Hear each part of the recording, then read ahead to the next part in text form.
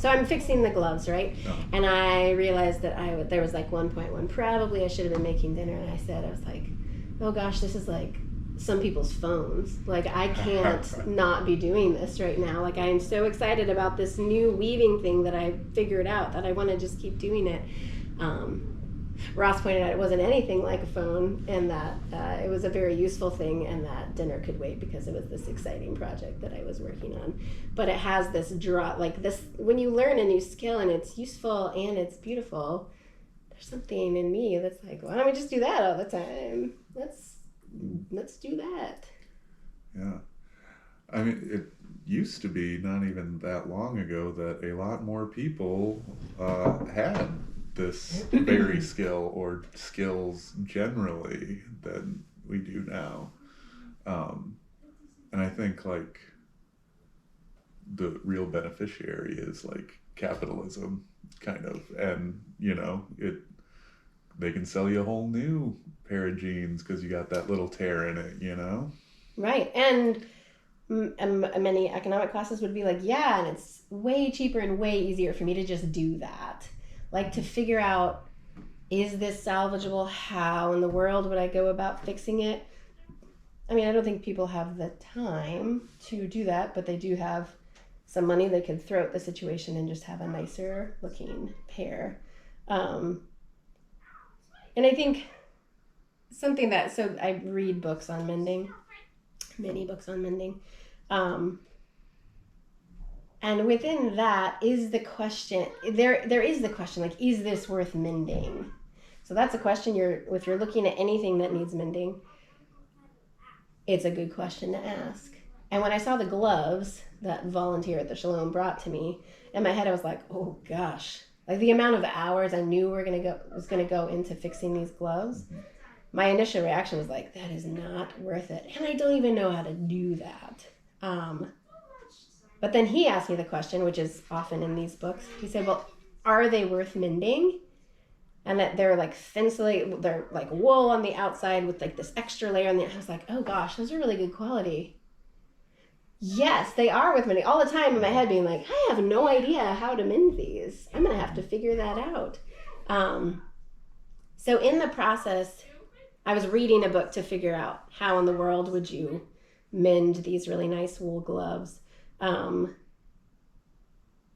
I was reminded of which I think is like a wider Catholic worker thing, but what is worth mending? So expanding, so this is where I get a little meta with my mending, and I'm often thinking about my micro as I'm mending, but it often sort of gets meta too.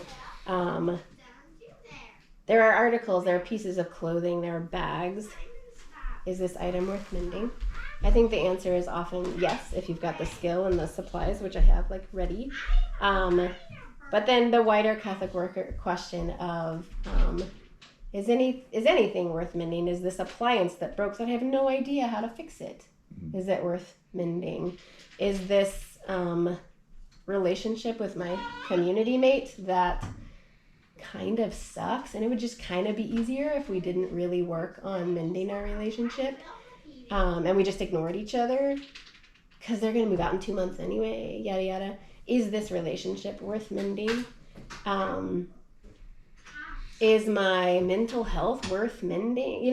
Anyway, the question, is this thing worth mending, has been a very fruitful question for me as I'm doing concrete projects, but also wider thinking about how we've structured our lives, what is important to me as a Catholic worker.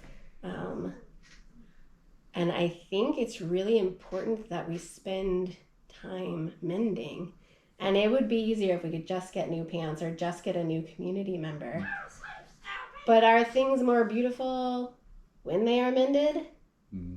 I think clothing is, especially with patches.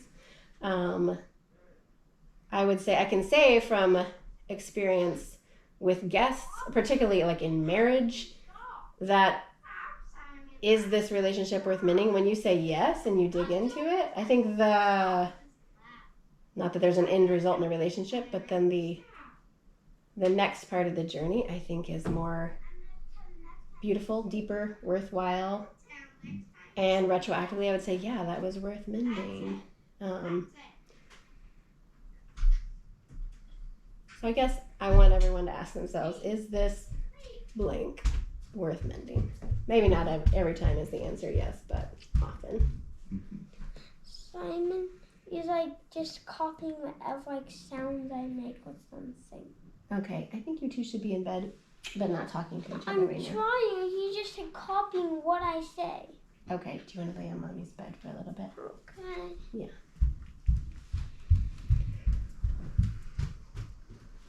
Yeah.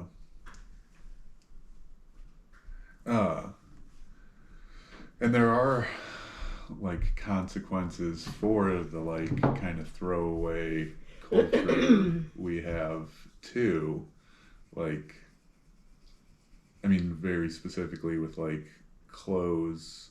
I mean, honestly, the way things are now, like they don't even have to have a hole in it for us to like be throwing stuff away in this society. It's like so decadent, like, and thinking back to like not that many generations ago, you know, like we were saying like people would be mending in like other places in the world. It's like it's just like what you have to do, but instead we're like filling up landfills or like shipping clothes, lightly worn clothes, like around the world. Yeah, you know, it's pretty wild. And in my my dad is what, 72, something like that. So when this is like really throwaway culture now. I would guess that most of us, if our socks have a hole now, we're like, well, socks are super cheap.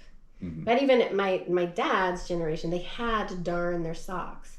And so it was a couple years ago, I asked my parents for a darning egg, which is this wooden thing you put inside a sock so it holds its shape while you're trying to fix the hole in the sock. And his response was, oh gosh, do you need money for socks? I don't think anyone should ever darn it. They're so uncomfortable. My mom and grandma wasted so much of their lives darning these socks. Like, honey, let me just buy you socks. I was like, oh, I would like the darning egg, Dad. But now, like, I mean, the Catholic worker world, I can't imagine people are keeping their holy socks. That's like, oh, I'm going to get rid of this. So that's also a new, like the week before the gloves that I was like, I gotta learn. I still haven't learned how to darn socks. I'm going to darn socks. So that's my new agenda, is mentality-wise. Of course, the cheapest piece of clothing we can get is socks. But those, I'm going to spend time darning my family's socks. They're going to love it.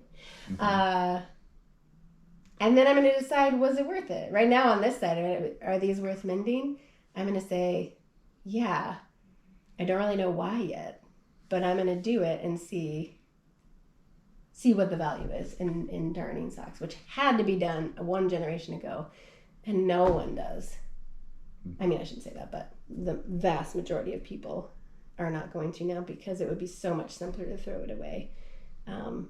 Simpler, yes, but there's a value in there, even with the socks. And I'm going to spend time finding that value. Yeah, and you know, it brings up these like questions of labor too. Like people, it's thought of as like a waste of time generally, and by a lot of people who have never done it, you know. Right. But like there is somebody making that new pair of socks somewhere, and they might be like in Bangladesh, and they might be like practically enslaved to Nike or Hanes or whoever to like be doing that work, you know. So. And I'm going to put the demand on her to make more, because I just don't want to deal with these holy socks here. Yeah. That's one of the books that I have is called Mending Life. It's by Nina and Sonia Montenegro, and they kind of do this poetry couple of pages about the 50-cent sock, and then they weave it into, I will add my stitches to yours, this woman in Bangladesh, whoever, you know, wherever or whoever she may be. I'll add my stitches to yours as a way of valuing your work and valuing the item that you made, for me, I want to value your life and your work as an exchange thing that, of course, is super meta. She's never going to know. But that portion of that book was what got me thinking about the socks. So I was like, oh yeah, I totally just throw out socks when they have holes in them because they're just annoying. Yeah, and we can just like choose that too. Right. Oh gosh.